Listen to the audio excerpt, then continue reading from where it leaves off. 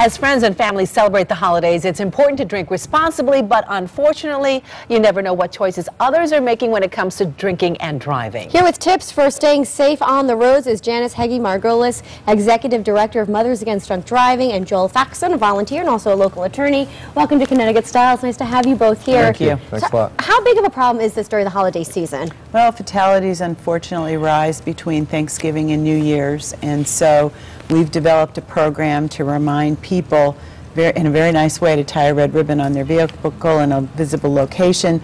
Take these red ribbons to your work, to your church, to your schools, and encourage people to take a pledge not to drink and drive during the holiday season and throughout the year. And this is called Tie One On for Safety. Yes. Right. And primarily because this is really one of the worst times of the year. Well, you want to be vigilant this time of year, and I know that a lot of the police officers, police forces are involved too in making sure that there's a safe environment for people to drive in, to get to parties, to get home safely.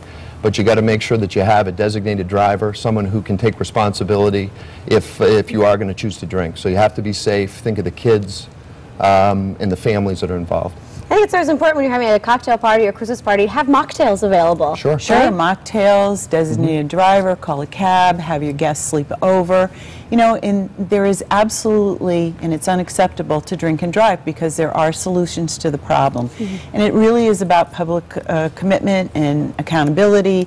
And, you know, you have to really think about the civil remedies that could happen to you if you serve someone too much alcohol at a party or you serve to someone under the age of 21. Well, you could be held responsible. You would be held responsible. You could lose your home. You could lose what you've worked so hard for. Yeah, the laws are tougher now, aren't they? Yeah, they are. We represent a lot of victims of drunk driving accidents, fatalities. Families are devastated by this, and the consequences for the perpetrator are severe. The perpetrator's family also. I mean, you can take someone's livelihood, but you know what?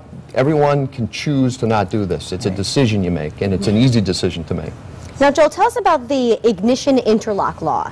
Well, the law is going to go into effect next year where the judge in a conviction for a repeat offender can impose a requirement that an ignition interlock be placed in a vehicle so that you have to prove, the driver has to prove that he or she is not intoxicated and can drive away.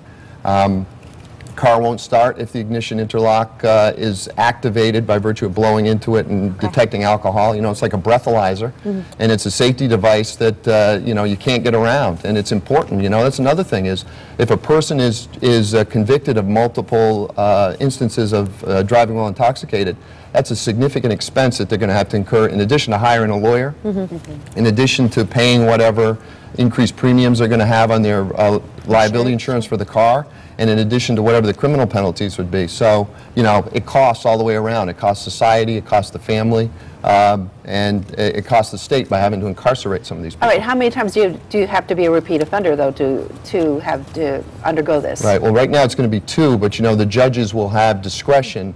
If it's a particularly egregious case, you know, they may, they'll take that into consideration. So this time of year, you know, think about that. Think about that before you have, you know, too many drinks or any drinks at all if you're going to get behind the wheel. Now, Janice, how can people get involved and spread the message of MADD? Well, the important thing to realize is that it's everybody's responsibility not to drink and drive. If they tie a red ribbon on, of course, it's a pledge to that commitment. But more importantly, it's about what you do within your family. What is your messaging to your young folks in the family? What is your messaging? What can you say to people, though? Well, the bottom line, it's illegal to drink and drive. So no appreciable alcohol can be in your system if you choose to drive. And you mentioned an important piece, and that is the designated driver. There are many people who know that you don't have to have alcohol to have a good time. And the bottom line is that we have to protect this as a public safety matter. You mentioned that Joel mentioned that we work very closely with law enforcement. There will be sobriety checkpoints out there. There will be roving DUI patrols. And it's all about public safety. It is about keeping our families safe. That's right. It's all about saving lives, especially during this holiday season. Yep, we're all out of time. Thank you so much for being here. Okay, Appreciate it. Thanks a lot. Have a nice holiday. All right, we want to thank all of you for watching. Make it a great day, everybody. Bye.